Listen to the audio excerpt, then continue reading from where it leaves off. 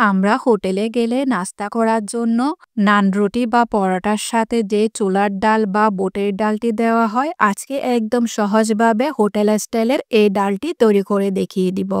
আসসালামু আলাইকুম everyone, welcome to Mehenus moms kitchen. বুটের ডাল বা ছোলার ডালের এই রেসিপিটি আজকে আমি একদম ফাঁকিবাজি পদ্ধতিতে করিয়ে দেখিয়ে দিব। তাই আমি এখানে ২ কাপ ছোলার ডাল নিয়ে নিয়েছিলাম বা চানার ডাল। এই ডালটিকে আমি সারা রাতের জন্য পানিতে ভিজিয়ে রেখেছি। সারা রাত এই ডালটিকে ভিজিয়ে রাখার পর এবার ভালো করে কয়েকবার পানি বদলিয়ে ধুয়ে নিয়েছি। ধুয়ে নেওয়ার পর চুলায় একটি পাতিল বসিয়ে দিলাম। পাতিলের মধ্যে ডালটি দিয়ে দিলাম। দিয়ে দেওয়ার পর এখানে আমি ১ ইঞ্চি মতো একটি দারুচিনির টুকরা দিয়ে দিয়েছি। ২ টা তেজপাতা দিয়ে দিলাম।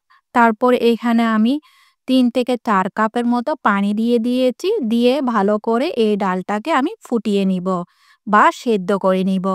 পানিতে যখন বলক চলে আসবে তখন এই ডালের ময়লা উপর দিয়ে ফেনা ফেনা ভেসে আসবে। এটা চামচের সাহায্যে আস্তে করে নিয়ে ফেলে দিবেন। এবার ভালো করে ডালটাকে সিদ্ধ করে নিবেন। সেদ্ধ হওয়ার জন্য আমার ১০ থেকে ১৫ মিনিট লেগেছে। এবার সিদ্ধ ডালটাকে আমি একপাশে রেখে দিব। আরেকটি পাতিলে আমি 1/4 কাপের মতো তেল দিয়ে দিয়েছি। হাফ টি স্পুনের মতো আমি জিরা দিয়ে দিলাম, আস্ত জিরা। ৩টি আমি সবুজ এলাচ দিয়ে দিলাম।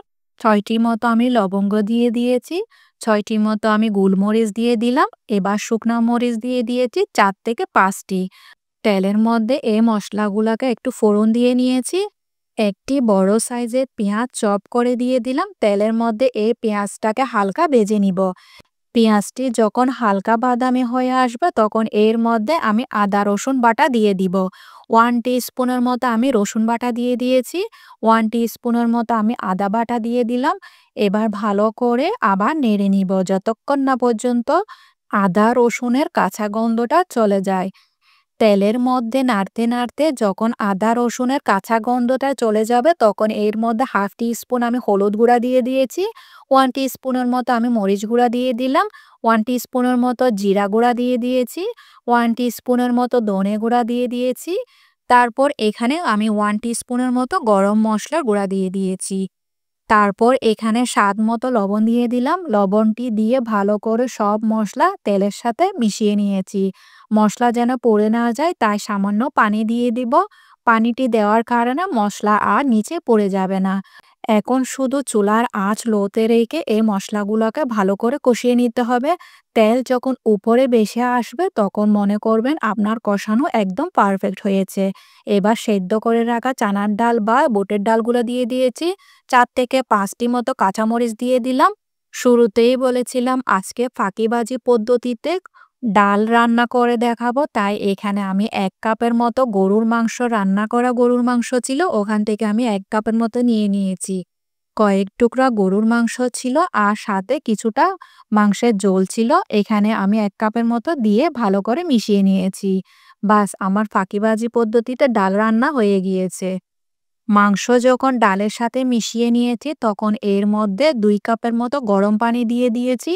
গরম পানি দেওয়ার পর এই ডালটাকে একটি বলক উঠিয়ে নিতে হবে। যেহেতু ডালটি অলরেডি সেদ্ধ তাই এখানে আর সেদ্ধ করার কোনো প্রয়োজন নাই। ২ মুঠো পরিমাণ এখন ফ্রেশ ধনেপাতা দিয়ে দিলাম। দিয়ে ভালো করে ডালটার সাথে মিশিয়ে নিয়েছি। ডালটি যখন বলক চলে আসবে আমি চুলাটি বন্ধ করে দিব। এবার ঢাকনা দিয়ে ঢেকে এভাবে রেখে দিব ১০ মিনিটের জন্য। ১০ মিনিট পর ঢাকনাটা উঠিয়ে আপনাদেরকে দেখিয়ে দিচ্ছি ডালের কি অবস্থা। যেহেতু এটা ডাল তাই অনেক পানি শুকিয়ে যায়। তাই পরিমাণ মতো পানিটি দিয়ে আপনারা আপনাদের পছন্দ মতো রান্নাটি করে নিবেন। আশা করছি ফাঁকিবাজি পদ্ধতিতে হোটেল স্টাইলের ডাল রান্নার রেসিপিটি আপনাদের কাছে অনেক ভালো লেগেছে। যদি ভালো লেগে থাকে তাহলে ফ্রেন্ডস অ্যান্ড ফ্যামিলির সাথে অবশ্যই শেয়ার করবেন। আজকে তাহলে এ পর্যন্ত। দেখা হচ্ছে নতুন আরেকটি রেসিপি নিয়ে। সে পর্যন্ত ভালো থাকবেন, সুস্থ থাকবেন, আমার জন্য দোয়া করবেন।